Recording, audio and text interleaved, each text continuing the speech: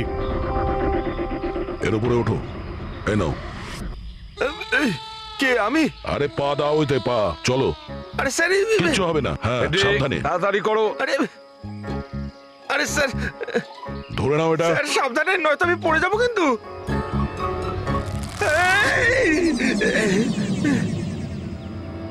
Sir, এরা হয়তো মেয়েটার নাম বলছে, কিন্তু এদের কথায় বিশ্বাস করা একটু মুশকিল। বিক্রমের ওজন প্রায় 70 থেকে 80 কিলো হবে। একটা মেয়ে ওকে কুড়ুল দিয়ে মারার পরে ওর লাশটাকে ফাঁসিতে ঝুলিয়ে দেয়। অদ্ভুত মনে হচ্ছে না স্যার? নীলম? এই নীলমটা আবার কে? কি উদ্দেশ্য থাকতে পারে তার? স্যার, বিক্রমের কাছে একটা আননোন নাম্বার থেকে ফোন এসেছিল। সেই নাম্বারটা ট্রেস তো হচ্ছে না, বোধহয় সিম কার্ডটা ডিস্ট্রয় করে ফেলেছে। হ্যাঁ স্যার, ওই ভূমি কেয়ারটেকার, ওর আচরণও কেমন যেন সন্দেহজনক। ঠিক আছে, দেখা যাক। নিলামের সঙ্গে দেখা করি আগে। এক্সকিউজ মি, এটা কি নিলামেরই বাড়ি? হ্যাঁ, এটা নীলমেরই তো বাড়ি, আর আমি ওর মা হই। আপনারা কারা? আমরা সিআইডি থেকে।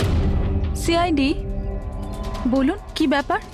অ্যাকচুয়ালি পিনাকি ওয়েস্টে একটা ফার্ম হাউস আছে, সেখানে খুন হয়েছে। ওখানে যারা ছিল তারা এটা বলছে যে ওখানে নিলামকে দেখেছিল। কি? তাহলে আপনারা এটাই বলতে চান যে নীলম কাউকে খুন করে দিয়েছে, আর আপনারা ওর বাড়িতে ওর সাথে দেখা করতে এসেছেন? হ্যাঁ। নিলাম কোথায়? আসুন আমার সাথে। কোথায়? আপনারা নীলমের সাথে দেখা করতে চান না? আসুন, আমি দেখা করাচ্ছি নীলমের সাথে।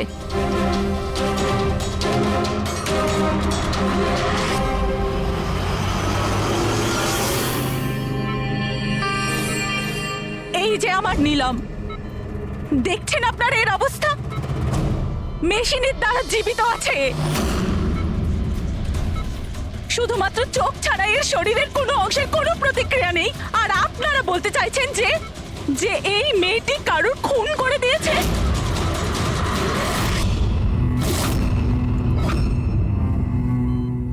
খুন করেছে আমার দিদি? নিলামের এরকম অবস্থা কবে থেকে আর কিভাবে? গত মাস থেকে। ওর সেই গাড়ি অ্যাক্সিডেন্ট হয়েছিল, তারপর। এই অ্যাক্সিডেন্ট হলো কি করে? মানে কেউ এসে ধাক্কা মেরেছিল, না গাড়ির ব্রেক ফেল হয়ে গেছিল? ওই নীলম নেশা করেছিল। আপনারা কারা? আর এসব কি হচ্ছে? আমরা সিআইডি থেকে এসেছি। সিআইডি? দেখুন ডক্টর, ওর খুব কাছের বন্ধু বিক্রম, যাকে কেউ নৃশংসভাবে হত্যা করেছে। আর ওখানে যারা ছিল তাদের বক্তব্য হলো এও নাকি ওখানে উপস্থিত ছিল। This is not possible. এটা হতে পারে না। ওরা সবাই মিথ্যে কথা বলছে। বিক্রম আর ওর বন্ধুরা একেবারেই দিদির বন্ধু নয়, বিজনেস পার্টনার ছিল। চিট করেছে ওরা দিদিকে, ঠকিয়ে বিজনেস থেকে আলাদা করে দিয়েছে। ভালোই হয়েছে, ওই 3 জন চিটারের মধ্যে একজন মারা গেছে। খুব ভালো হয়েছে। আমাদের কাছে 5 জন আই উইটনেস আছে, প্রত্যক্ষদর্শী, যারা ওকে ওখানে ঘটনা ঘটার সময় দেখেছিল। আপনি বলতে চাইছেন ওর অবস্থা খুব শোচনীয়? দেখুন, আপনার কথা শুনে আমি খুব অবাক হয়েছি। নীলম সেই অবস্থাতেই নেই যে কোনো মুভমেন্ট করতে পারে। ও নিজের ইচ্ছায় একটা আঙুলও নাড়াতে পারবে না। হ্যাঁ, এটা ঠিক যে ও আমাদের দেখতে পারে, আমাদের শুনতে পারে, আমাদের বুঝতে পারে, কিন্তু এর থেকে বেশি কিছু নয়। ও যে কিছুটা করতে পারছে সেটা আমাদের দেওয়া স্টিমুলেশনের জন্য। মানে? আমরা কন্টিনিউয়াসলি ওর ব্রেন ম্যাপিং করছি, ওর মস্তিষ্কের অবস্থার প্রোগ্রেস দেখার জন্য। এটা জানার জন্য যে নীলমের শোনার, দেখার, শোয়ার আর স্পর্শ অনুভব করার কতটা ক্ষমতা আছে, যাতে ওর রিকভারি তাড়াতাড়ি হতে পারে। কিন্তু নীলম শুধু মিউজিক আর ফ্রেগ্রেন্স, তার মানে সুগন্ধতে রিয়্যাক্ট করছে, কারণ ওর মস্তিষ্ক এইসব জিনিসে রেসপন্ড করে। নীলম এই মুহূর্তে একটা প্রাণহীন ফার্নিচারের মতো। ও এখান থেকে নড়তেই পারবে না, কারণ মার্ডার কি করে করবে? বিক্রম নিলামকে দেখেছিল আর ওর পিছু নিয়েছিল। রে, সিদ্ধার্থ আর তাশিয়া, মনিকাও দেখেছিল। এতজন দেখেছে, সবার ভুল হতে পারে, এটা কি করে সম্ভব? কিন্তু নিলমের এই অবস্থা তো আমরা দেখছি স্যার। দেখুন ডক্টর, আপনাদের হসপিটালের গেট থেকে শুরু করে এই পুরো হসপিটালের সিসিটিভি ফুটেজ আমি দেখতে চাই। সরি স্যার, গত সপ্তাহে সিসিটিভি ক্যামেরা খারাপ হয়ে গেছে, কোনো ফুটেজ তো নেই আমাদের কাছে। দেখুন ডক্টর, একটা কথা মনে রাখবেন যে যদি এটা প্রমাণ হয় যে নিলামি ক্রাইম সিনে ছিল, তাহলে আপনার লাইসেন্স ক্যান্সেল হতে পারে।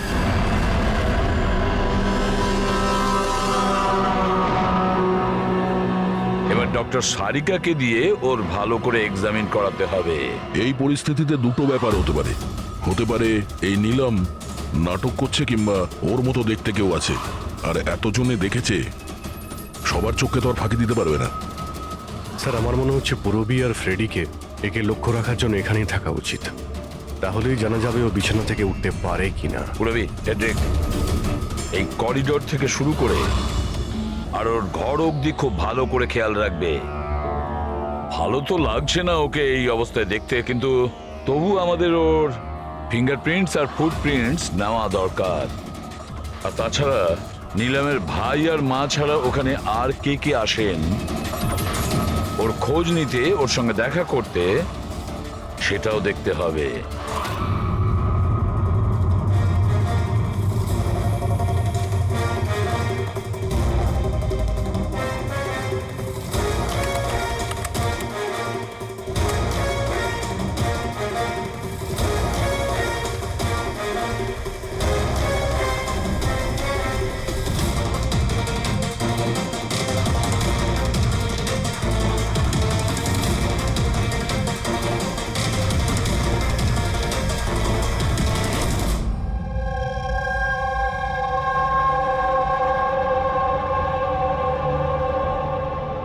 আপনারা সবাই তো নিলামের প্রতিবেশী, তাহলে আপনারা তো অবশ্যই জানবেন যে নিলামের কি কোনো যমজ বোন আছে? না স্যার। আচ্ছা, কোনো কোনো কাজিন বা ফ্রেন্ড যাকে নিলামের মতোই দেখতে? স্যার, নীলমকে আমরা ছোট থেকে দেখছি, অনেক বছর ধরে চিনি ওদের পরিবারকে। নীলমের কোনো বোন নেই, শুধু একটা ভাই আছে।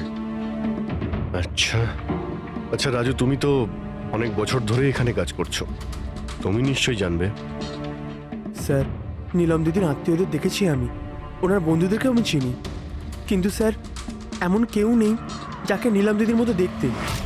নীলম, ওর জ্ঞান নেই, ও কোমাতে আছে, আর ও তো কিছুই করতে পারবে না। আর রইল বাকি সবাই যারা ওই সময় পিকনিকে প্রেজেন্ট ছিল। বিক্রমকে খুন ওদেরই মধ্যে কেউ করেছে। তবে স্যার, এই তাশিয়া বিক্রমের স্ত্রী, ওর মুখ দেখে মনে হচ্ছে না যে ওর স্বামী মারা যাওয়াতে ওর কোনো আফসোস রয়েছে। কিংবা স্যার নীলমের মা বিদ্যা আর ওর ভাই ঋষভ। স্যার, বিক্রম আর ওর বন্ধুরা নীলমকে বিজনেস থেকে সরিয়ে দিয়েছিল। হতে পারে বদলা নেওয়ার জন্য দুজনে মিলে বিক্রমকে প্রাণে মেরে দিয়েছে। স্যার, সন্দেহর তালিকায় তো এও রয়েছে, এই বিক্রমকে জঙ্গলের দিকে পাঠিয়েছিল স্যার। পঙ্কজ, এই 4 জনের ওপর কড়া নজর রাখো। দেখো গত 48 ঘন্টায় কি করছিল, কোথায় কোথায় গিয়েছিল। স্যার, স্যার আমার একটা ব্যাপার একদম ভালো লাগেনি। কি ভালো লাগছে না ভাই? স্যার, আমি নিজে ওই মেয়েটাকে এক্সামিন করে আসছি, বেচারি নিজের হাতটাও নাড়াতে পারে না, আর আমরা ওর ফুটপ্রিন্টস আর ফিঙ্গারপ্রিন্টস খুনির সাথে ম্যাচ করাচ্ছি। দিস ইজ সারিকা, একটা কথা তুমি খুব ভালো করে মনে রাখবে। তুমি এতদিন ধরে সিআইডিতে কাজ করছো, সিআইডির কাজে কোনো ইমোশনের জায়গা নেই। এখানে সবাইকে সন্দেহ করতে হয়। মনে রেখো, ওই মেয়েটাকে 5 জন লোক ওখানে দেখেছে, বুঝলে? ইমোশনের কি আছে? এক কাজ করো,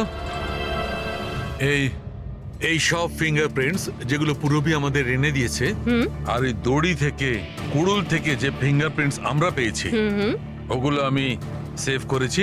একটু ম্যাচ করে দেখো যদি কিছু পাওয়া যায়।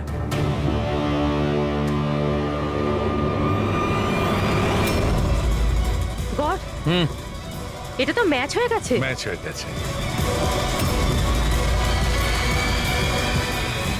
হসপিটালের যে ভিজিটার্স বুক আছে, সেই হিসাবে কোনো একজন ডক্টর রজত আছে যে গত 2 সপ্তাহ ধরে এই নীলমের সঙ্গে দেখা করতে আসছে। ডক্টর রজত? আচ্ছা, উনি কি সেই যিনি অ্যাস্ট্রোফিজিক্স আর প্যারানর্মাল সায়েন্স নিয়ে কাজ করছেন? হ্যাঁ সালুকে বলো, কি নীলম ক্রাইম সিনে গিয়েছিল? নীলম হাঁটতে পারে?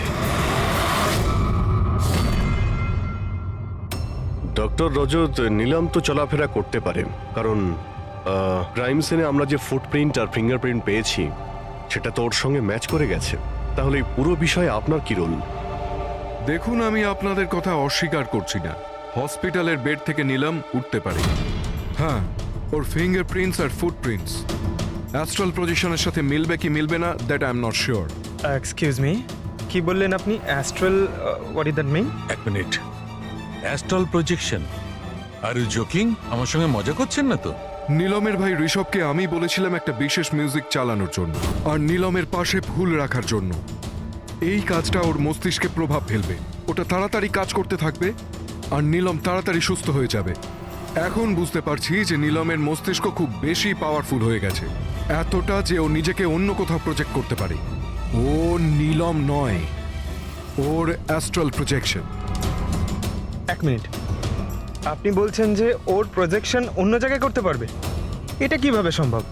দেখুন, অ্যাস্ট্রাল প্রজেকশনকে যদি খুব সাধারণভাবে আপনাকে বোঝাই তাহলে সেটা এইভাবে। দেখুন, যেমন মরার পরে মানুষের আত্মা তার শরীর থেকে আলাদা হয়ে যায়, ঠিক একই রকম জীবিত মানুষের চেতনাকেও ফিজিক্যালি বাইরে বের করা সম্ভব। আর যেমন আমি বুঝি যে নীলমের কেসেও এরকমই কিছু হয়েছে। দেখুন ডক্টর রজত, সায়েন্সে এমন কোনো প্রমাণ নেই যাতে এই কথাটা কনফার্ম হতে পারে যে শরীর থেকে আত্মাটাকে বাইরে বার করা যায়। আর আপনার থিওরি অনুযায়ী একটা 40-45 কিলো ওজনের একটা মেয়ে যে কোমায় রয়েছে, সে একজন 85 কিলো ওজনের একটা লোককে দড়িতে ঝুলিয়ে দিয়েছে। তার মানে আপনারা আমার কথা বিশ্বাস করছেন? তাহলে আপনারাই বলুন, এক হাত পায়ে অক্ষম মেয়ে যে হাসপাতালের বেডে পড়ে আছে, সে একই সময় দুটো আলাদা আলাদা জায়গায় কিভাবে থাকতে পারে? থ্যাংক ইউ ভেরি মাচ, সেটা আমরা খোঁজ নিয়ে নিচ্ছি।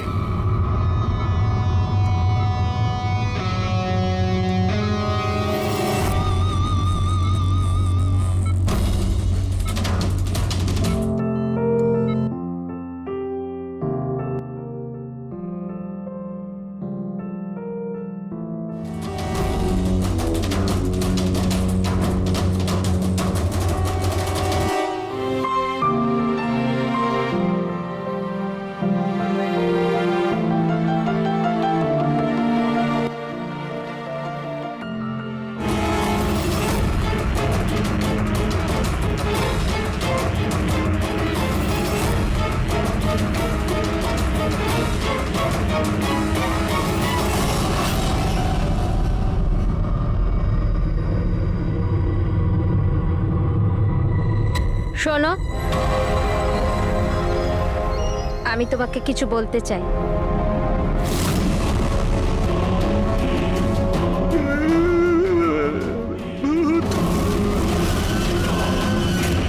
আরে, এই মাত্র তো ছিল।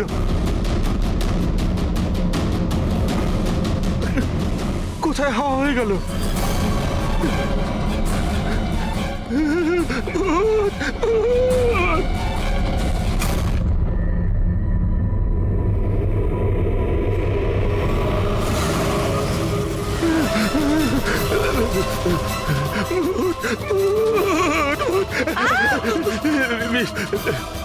ওখানে ভূত। কোথায়? পুরবি, আমি ওকে নিজের চোখে দেখেছি, ওখানে দাঁড়িয়ে ছিল। হঠাৎ করে উধাও হয়ে গেল। কিন্তু নিলাম তো এখানেই ছিল, এখান থেকে ওঠেও নি। এই নিলাম একই সময় দু জায়গাতে?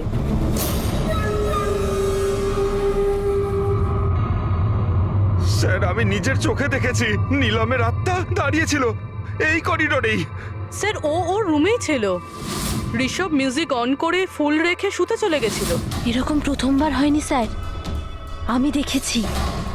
স্যার, ওর বডি এখানেই থাকে আর ও বাইরে ঘুরে বেড়ায়। দেখলেন, আমি আপনাদের আগেই বলেছিলাম, মিউজিক আর ফুলের জন্য ওর নার্ভের সক্রিয়তা বেড়ে যায় আর সেই অবস্থায় ওর আত্মা শরীরের বাইরে চলে যায়। Astral projection. Astral projection? হ্যাঁ। ঋষভ, ভেতরে যাও, গিয়ে মিউজিক চালাও, যেটা তুমি তোমার বোনকে শোনাও, আর ওই ফুল সেটাও রাখো। হ্যাঁ স্যার। এবারে দেখবো।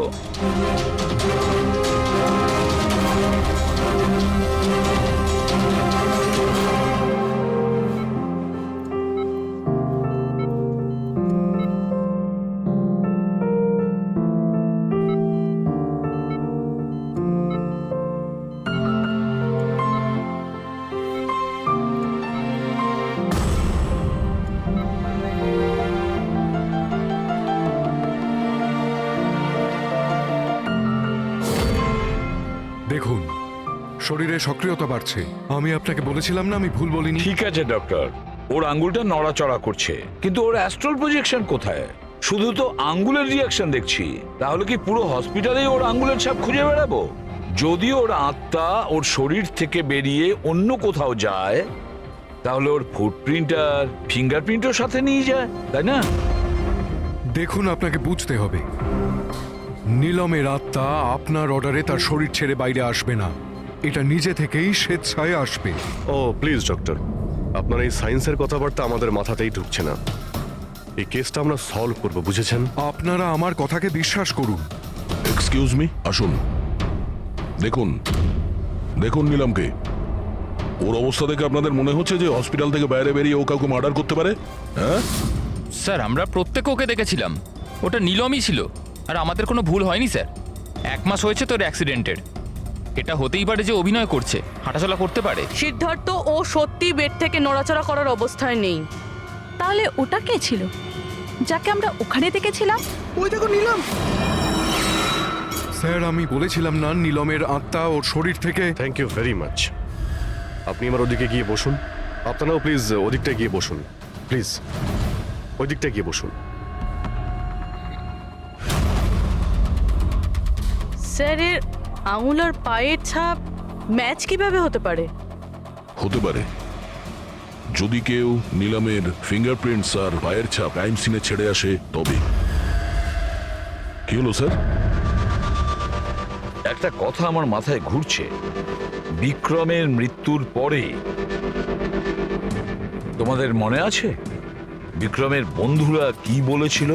স্যার, নীলম আমাদের প্রত্যেকেরই কমন ফ্রেন্ড, আর 2 মাস ধরে তো নীলমের সাথে আমাদের কোনো যোগাযোগই ছিল না।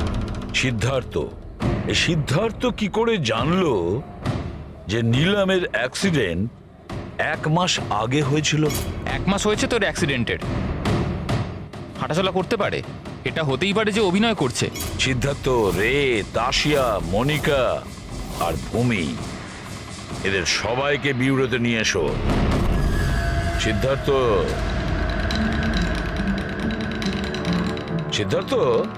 Yes sir. নীলমের সঙ্গে শেষ কবে দেখা হয়েছিল? স্যার, আমি তো বলেইছিলাম, প্রায় 2 মাস আগে। আসলে হয়েছে কি, একটু ভুলে যাই, বয়স হয়েছে তো। 2 মাসের মধ্যে যখন দেখা হয়নি, তাহলে নীলমের অ্যাক্সিডেন্টের ব্যাপারে তুমি কিভাবে জানলে? স্যার, ঠিকঠাক তো মনে নেই, কিন্তু কথায় কথায় বিক্রমই বলেছিল আমাকে। তোমরা বিজনেস পার্টনার ছিলে, তাই ও মারা যাওয়াতে সব থেকে বেশি লাভ তো তোমাদেরই হয়েছে। স্যার, বিজনেস পার্টনার ছিলাম, খুনি নয়। আর ও বন্ধু ছিল আমাদের। ওর ব্যাপারে আমরা এসব ভাবতেই পারি না। যদি লাভের কথা বলেন তো বিক্রমের মৃত্যুর লাভ তো সবচেয়ে বেশি ওর ওয়াইফ তাশিয়ারই হয়েছে। বিক্রমের মৃত্যুর পর আপনার প্রতি হওয়া অত্যাচার কমে গেল। এটা ছাড়া আর কোনো সুবিধা পেয়েছেন আপনি?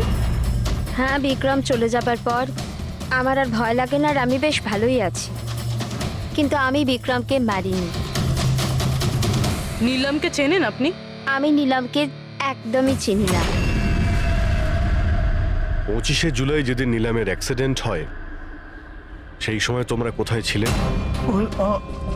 স্টার ক্লাব, বিকেসি, তারপর আমরা এয়ারপোর্ট গেছিলাম স্যার।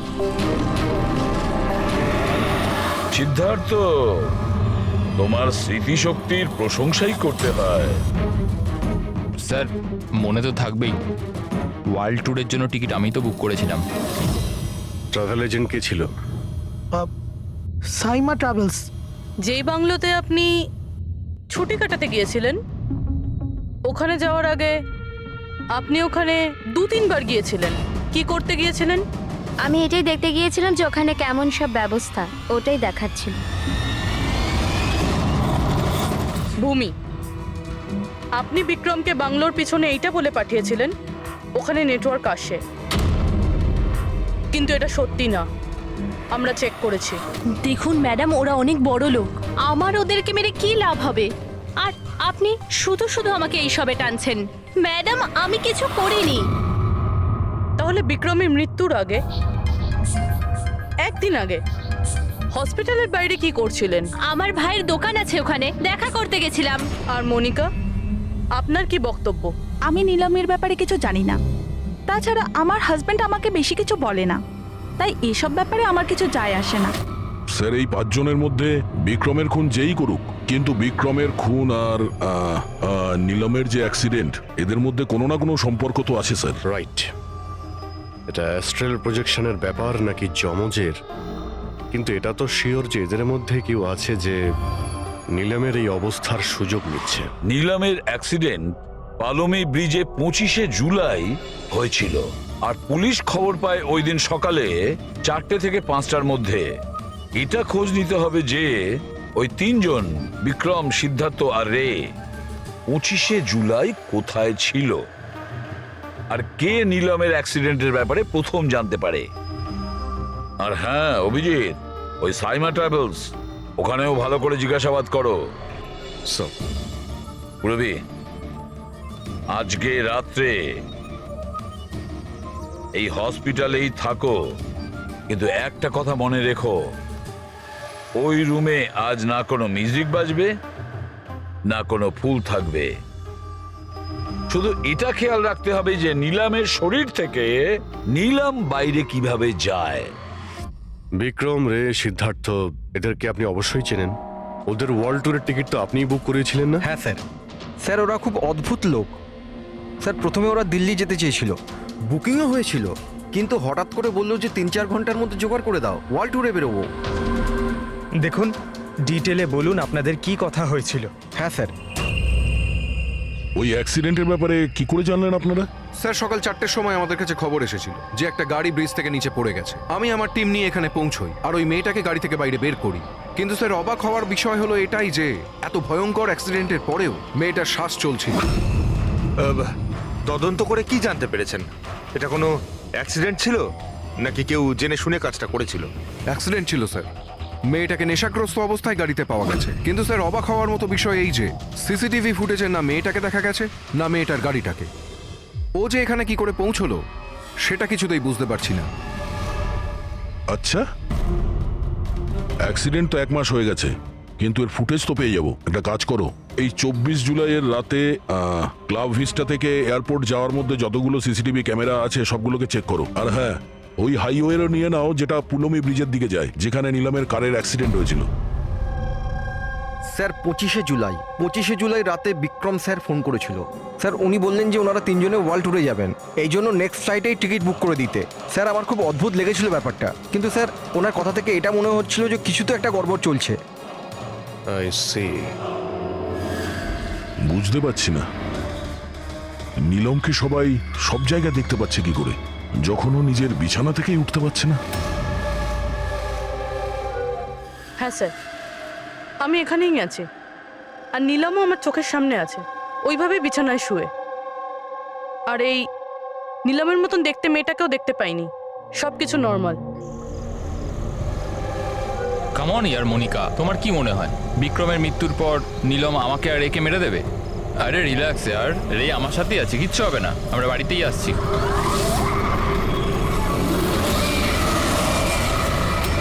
নিলাম, নিলাম, সিদ্ধার্থ সামনে নিলাম দাঁড়িয়ে আছে।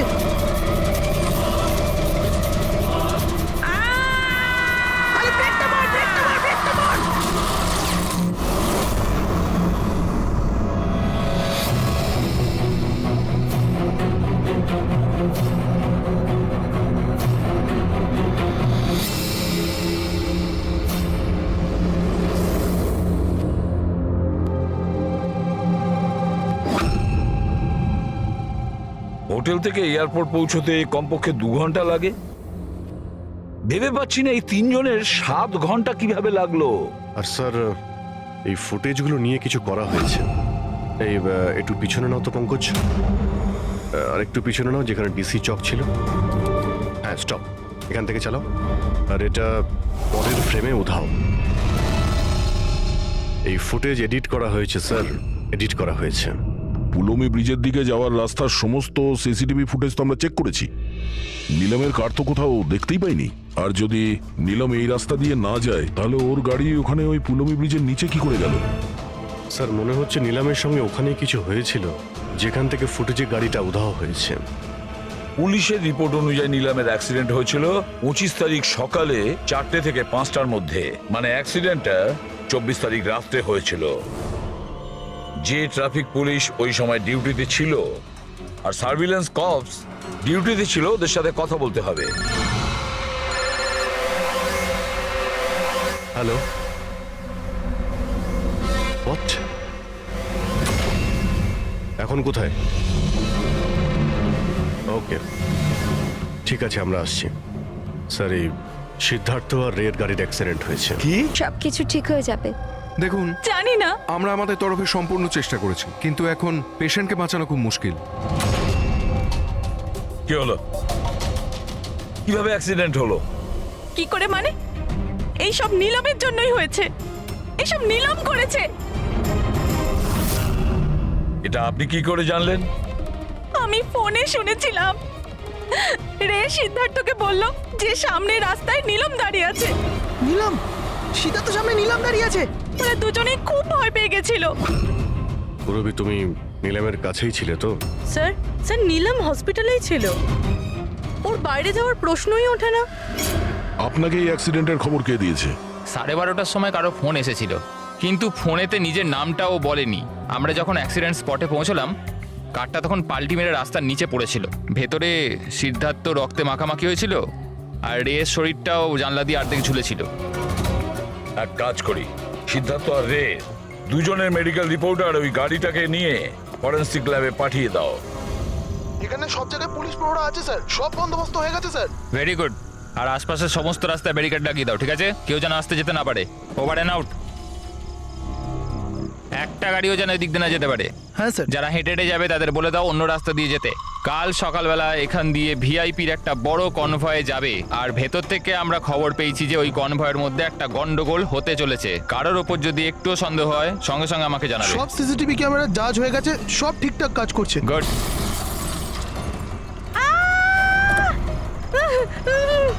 Oh my god, oh my god, oh my god, oh my god.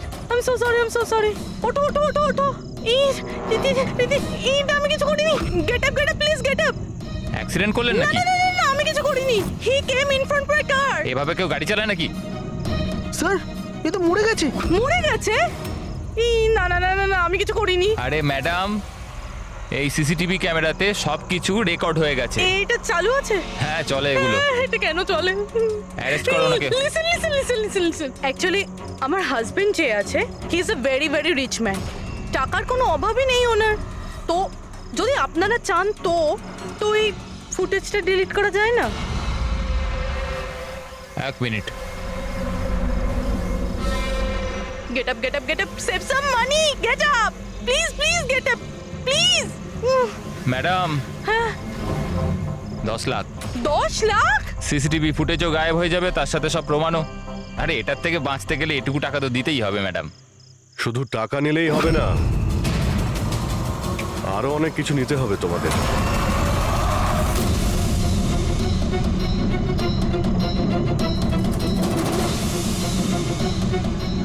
Sir, তোমরা জানো তোমাদের ডিউটি আজকে এখানে কেন ছিল?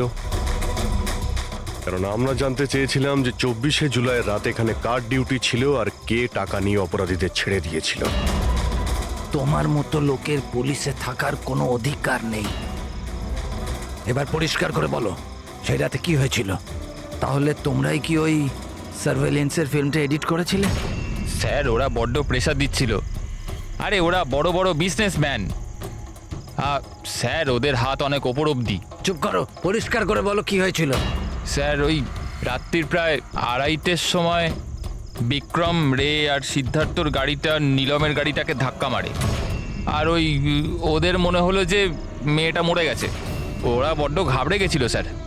ওরা শুধু আমাদেরকে এটুকুই করতে বলেছিল যে এই সিসিটিভি ফুটেজের ওদের অংশটুকু যেন আমরা বাদ দিয়ে দিই, বাকি মেয়েটা আর ওই গাড়িটার ব্যবস্থা ওরা নিজেরাই করে নিতে পারবো বলেছিল। স্যার, সেই জন্য নীলম প্রতিশোধ নিচ্ছে। যখন ওর অ্যাক্সিডেন্ট হয় এরা তিনজন ওকে এখানেই ফেলে গেছিল। নিলাম নয়, অন্য কেউ, যে রে, সিদ্ধার্থ আর বিক্রান্তের উপরে প্রতিশোধ নিচ্ছে।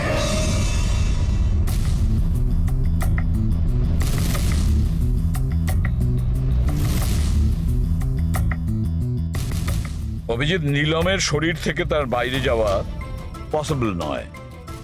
অ্যাস্ট্রাল প্রজেকশন, সেটা তো আমরা ধরছিই না। আর পুরবি তো দেখেছে, পুরবি ওখানে ছিল, আর ও তো বলছিল যে নীলম ওখান থেকে নড়েইনি। তাহলে বুঝে উঠতে পারছি না যে সিদ্ধার্থ আর রে এরা দুজনে নীলমকে রাস্তায় কিভাবে দেখলো। এক মিনিট, এই নীলম একই সময় নিজের রুমে আর হসপিটালের করিডোরেও তো দেখা গিয়েছিল। এক মিনিট বস, এই যে গাড়িটা নীলমকে হঠাৎ দেখে ঘাবড়ে গিয়ে উল্টে যায়নি, বরং এই গাড়িটাকে অ্যাক্সিডেন্ট করানো হয়েছে। এত জোরে ধাক্কা মেরেছে যে ওদিকে দরজাটা তো পেরিয়ে গেছে। ইচ্ছে করে জেনে বুঝে কোনো গাড়ির সঙ্গে এটাকে ধাক্কা লাগানো হয়েছে। স্যার, সিদ্ধার্থ আর রের অ্যাক্সিডেন্ট একটাই গাড়িতে হয়েছে, কিন্তু ওদের মেডিকেল রিপোর্টস কিছুতেই ম্যাচ করছে না। কি?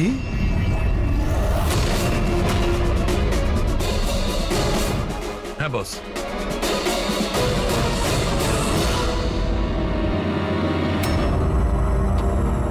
এই পুরো রহস্যটা কি? এটা কি বলতে চাইছে? ফিঙ্গারপ্রিন্টস আর ফুটপ্রিন্টস ম্যাচ করা, দুটোই তো অ্যাক্সিডেন্ট। আর সারিকা বলছে যে সিদ্ধার্থ আর রের মেডিকেল রিপোর্ট ম্যাচ করছে না।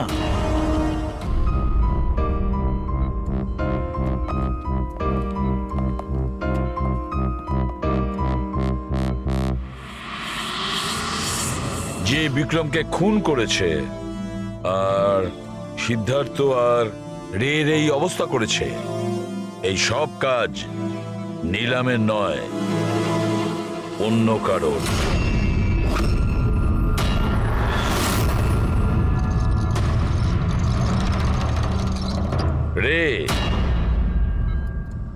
রে তোমার যেখানে অ্যাক্সিডেন্ট হয়েছিল সেখানে সিআইডির অফিসাররা গিয়েছিল। আর তাছাড়া তোমার গাড়ির কন্ডিশন আর তোমাদের মেডিকেল রিপোর্টও চেক করা হয়েছে। ওটা খুব সাংঘাতিক অ্যাক্সিডেন্ট হয়েছিল। দেখো সিদ্ধার্থর কিরকম অবস্থা। কিন্তু একটা জিনিস দেখে ভালো লাগছে, এত বড় অ্যাক্সিডেন্ট, এত সাংঘাতিক অ্যাক্সিডেন্ট যেখানে সিদ্ধার্থর এরকম অবস্থা, সেখানে তোমার তো শুধু এত সামান্য আঘাতটা লেগেছে কিভাবে? আচ্ছা, এই অ্যাক্সিডেন্টটা হলো কিভাবে? আসলে ওই আমি রাস্তাতে আমি নীলমকে দেখেছি, আর এই কথাটাই আমি সিদ্ধার্থকে বলেছি। ওই ভয় পেয়ে গাড়ি টার্ন করতে গেল, গাড়ি স্পিডে ছিল তো কন্ট্রোল হলো না, আর গাড়ি উল্টে গেল। না না না না না, মিথ্যে কথা বলছো তুমি। তোমার গাড়ি উল্টে যায়নি, অন্য গাড়ি এসে তোমাকে ধাক্কা মারে। কে?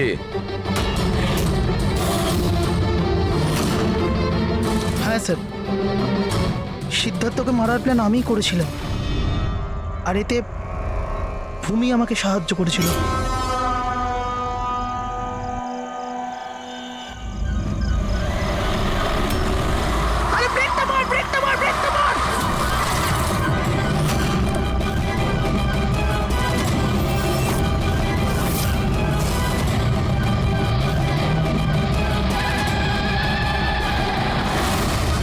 তাহলে ভূমিকে আমরা ভুল সন্দেহ করিনি।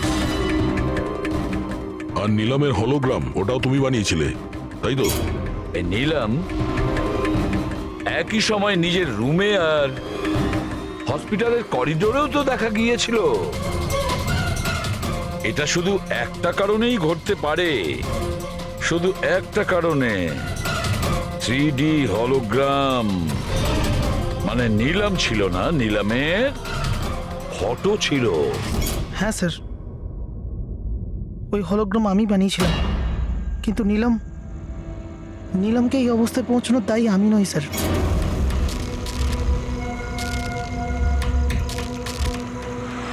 এই নিলাম আমাদের ডিসি চকে কেন ডাকলো? ও আমার উপর লিগ্যাল অ্যাকশন নেবার কথা ভাবছে, কিন্তু আমি ওকে 1 টাকাও দেবো না। ওর হিসেব আমি আজকে একদম শোধ করে দেবো। আরে কি করছিস বিক্রম, ও বন্ধু আরে আমাদের। উড়িয়ে দে এটাকে বিক্রম। আরে সিদ্ধার্থ তুই চুপ করে বস না। না বিক্রম, না না না বিক্রম। আমি বিক্রমকে আটকানোর চেষ্টা করেছিলাম, কিন্তু স্যার বিক্রম আমার একটা কথাও শুনলো না। আমি নীলমকে বাঁচাতে চাইছিলাম স্যার, ওকে হেল্প করতে চাইছিলাম, কিন্তু এই দুজনে আমাকে কিছু করতে দেয়নি। ও আমাদের বন্ধু ছিল স্যার, কিন্তু আমিও টাকার লোভে পড়ে গিয়ে সিদ্ধার্থ আর বিক্রমের সাথে মিলে নীলমের সাথে বেইমানি করলাম স্যার। ওকে বিজনেস থেকে বের করে দিলাম, আর ওকে মরার জন্য ছেড়ে দিয়ে আমরা 3 জন ওয়ার্ল্ড ট্যুরে চলে গেছিলাম। কিন্তু স্যার যখনই আমরা ফিরে এলাম, তখন থেকে আমি বুঝতে পারলাম যে সিদ্ধার্থ আর বিক্রম মিলে আমাকেও এই বিজনেসের পার্টনারশিপ থেকে বাইরে বের করে দিতে চাইছে। কিন্তু এর আগে এই দুজন নীলমের মতো আমার সাথেও বেইমানি করে। আমি এই দুজনকে আমার রাস্তা থেকে সরানোর প্ল্যান করলাম, আর নীলমের সাহায্য নিয়ে ওদেরকে ভয় পাওয়াতে শুরু করি। তাহলে এই বাংলোতে ছুটি কাটানোর আইডিয়া তোমারই ছিল? হ্যাঁ, ওখানে আমি দুজনকে রেখেও ছিলাম বিক্রমকে মারার জন্য। আমি যা করেছি আমার আফসোস নেই স্যার। নীলমের এই অবস্থাতে আমার পরিচয় গোপন করে ওকে টাকা দিয়ে সাহায্য করছিলাম। জেল যাওয়ার পর এটাই চাইবো যে ওর চিকিৎসা যেন কিছু কম না হয়। আর ভূমি আমার অফিসে কাজ করতো স্যার, এই জন্য আমি জানতাম যে ও আমার সঙ্গ দেবে। আর আমি ভূমিকে ব্যবহার করেছি নীলমের 3D হলোগ্রাম লাগানোর জন্য।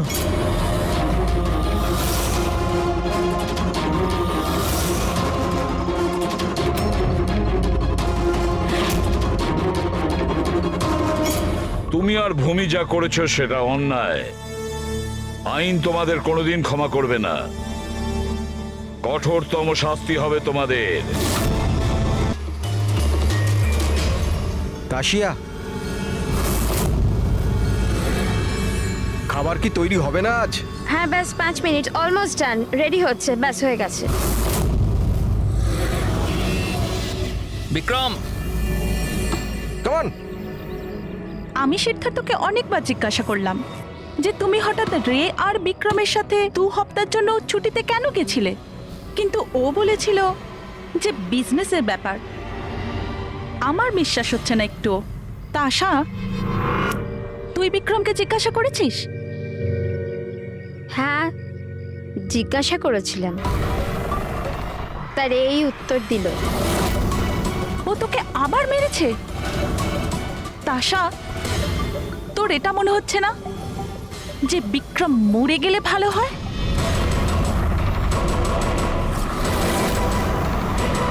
হ্যাঁ, খুব মজা হলো, হাঁপিয়ে গেলাম রে। জায়গাটা হেভি ভাই, শহর থেকে অনেকটা দূরে, বেশ ফ্রেশ খুবই লাগছে। রিফ্রেশিং লাগছে, মাঝে মাঝে আসতে হবে। ঠিক বলেছিস ভাই। গুড জব ভূমি, অ্যারেঞ্জমেন্ট দারুণ হয়েছে। Thank you sir. Hello hello, এখানে নেটওয়ার্ক আসে না নাকি? স্যার এখানে নেটওয়ার্ক একটু উইক আছে, আপনাকে ওইদিকে জঙ্গলের দিকে যেতে হবে। হ্যালো,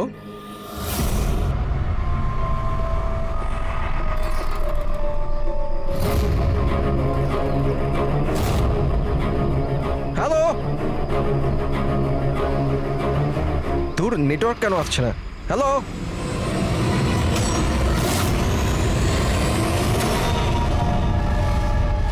নীলম, তুমি? নীলম? নীলম, নীলম,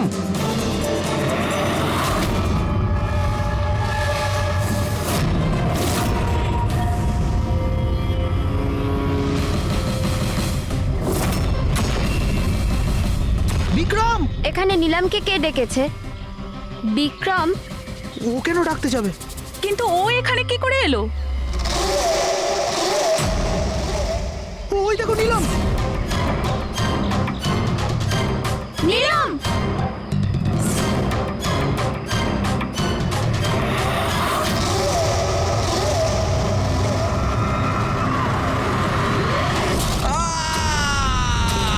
বিক্রমের চিৎকার এটা।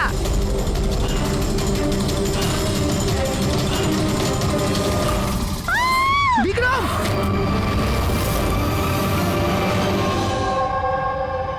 তোমরা সবাই বলতে চাইছো যে বিক্রমকে এখানে নীলম ইচ্ছে করে ডেকেছিল যাতে ওকে সহজেই মারতে পারে, তাই তো? আচ্ছা, আপনারা কি নীলমকে দেখেছিলেন নাকি বিক্রমের মুখ থেকে শুধু শুনেছিলেন? স্যার, আমরা প্রত্যেকে নীলমকে দেখেছি। আর ও হালকা নীল রঙের লম্বা ড্রেস পরেছিল। আচ্ছা, এই নীলম কে? আর ও এখানে কি করে এলো? আচ্ছা, ওকে জানতো যে আপনারা এখানে ছুটি কাটাতে আসছেন? স্যার, নীলম আমাদের প্রত্যেকেরই কমন ফ্রেন্ড। আর 2 মাস ধরে তো নীলমের সাথে আমাদের কোনো যোগাযোগই ছিল না। আচ্ছা, আর তার আগে? স্যার, ওই 2 মাস আগে ওই আমাদের আর নীলমের মাঝে কিছু প্রবলেম হয়েছিল। ওর পরে নীলমের সাথে আর কোনো যোগাযোগ নেই স্যার। হ্যাঁ স্যার, আজ বিক্রমের মুখে নিলামের নাম শুনে আমরা সব অবাক হয়ে গেছিলাম। আপনি তো এখানকার কেয়ারটেকার, আপনি তো খুব ভালোভাবে জানবেন যে এখানে কে এসেছিল আর কি কারণে এসেছিল। একদম ফাঁকা জায়গা স্যার, যে কেউ যেতে আসতে পারে। ভূমি, তুমি বিক্রমকে জঙ্গলে পাঠিয়েছিলে তো ফোনে কথা বলার জন্য? স্যার, কারণ ওখানে নেটওয়ার্ক খুব উইক থাকে, তার জন্য। চাইলে আপনারা নিজেরা চেক করে দেখতে পারেন। ঠিক আছে, বিক্রমকে ফোন কলটা কে করেছিল সেটা যদি একবার জানতে পারি তাহলে ঠিক জানতে পারবো যে এখানে কি হয়েছিল আর করেছিল কে।